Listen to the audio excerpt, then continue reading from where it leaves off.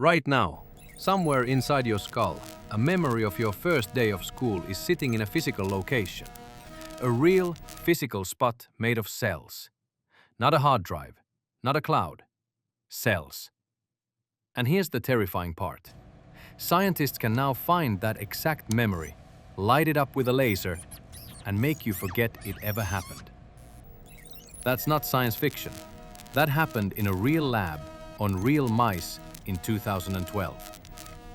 So, where exactly is your memory? How does a feeling turn into something you can literally point a laser at? Let's go inside your brain and find out. Section 1. How are memories stored inside your brain? The myth versus the truth. Most people think memory works like a filing cabinet. You open a drawer labeled Birthday Party 2019 and pull out the file. That's completely wrong. Your brain doesn't store a memory in one neat little folder. It shreds the memory into pieces and scatters those pieces across different regions of your brain, like ripping up a photo and hiding the pieces in different rooms of a house. The sound of the birthday song? Stored near your auditory cortex. The smell of the cake? Near your smell processing regions. The emotion of blowing out the candles? That's the amygdala's job. When you remember your birthday, your brain isn't opening a file. It's reconstructing a puzzle in real time. And it does this so fast, so seamlessly, you never even notice the seams. Section 2. Meet the memory maker, the hippocampus. The region stitching that puzzle together is called the hippocampus, named because early anatomists thought it looked like a seahorse. Here's proof of just how important it is.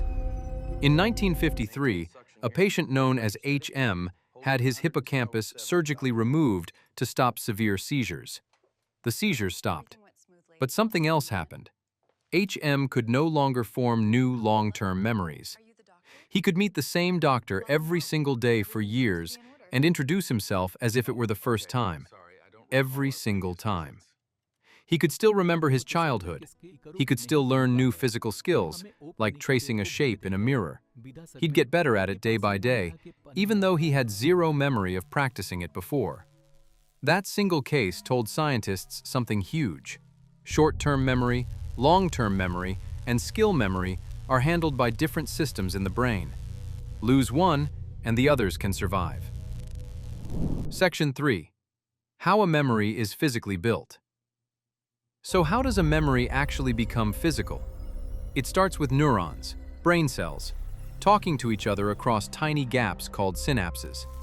Every time you learn something, specific neurons fire together in a specific pattern. Neuroscientist Donald Hebb summed this up in a phrase every psychology student learns. Neurons that fire together, wire together. Here's the proof. In the 1970s and 80s, scientists studying sea slugs, yes, sea slugs, thanks to work by Nobel Prize winner Eric Kandel, discovered that when the same neural pathway is activated repeatedly, the connection between those neurons physically strengthens. More receptors grow. The synapse gets faster and stronger. This process has a name, long-term potentiation, or LTP. It's the closest thing we have to actual proof of a memory being saved. Not as data on a chip, but as a strengthened physical bridge between living cells. Do this enough times, repeat, review, revisit, and that bridge becomes a highway. That's literally what studying for an exam is doing to your brain right now. Section 4. The engram. A memory you can see. This is where it gets wild. In 2012, a team at MIT led by neuroscientist Steve Ramirez and Xu Liu used a technique called optogenetics, engineering neurons to respond to light, on mice. They found the exact cluster of neurons that activated when a mouse formed a fearful memory. That cluster is called an engram, a physical trace of a single memory. Then they did something incredible. They shined a laser on that exact engram, and the mouse acted terrified, recalling a memory that hadn't actually just happened. In a later experiment, They went even further and implanted a completely false memory into a mouse's brain using the same method. Let that sink in. Memories are specific, locatable clusters of neurons that can be artificially triggered. This is one of the strongest pieces of proof we have that memory isn't abstract. It's a physical address inside your skull. Section 5. Why you forget, and why that's actually useful. Now, why do you forget your notes an hour after class, but never forget how to ride a bike? In 1885, psychologist Hermann Ebbinghaus ran memory tests on himself and discovered the forgetting curve. Without review, we lose roughly 50% of new information within an hour, and up to 70% within 24 hours.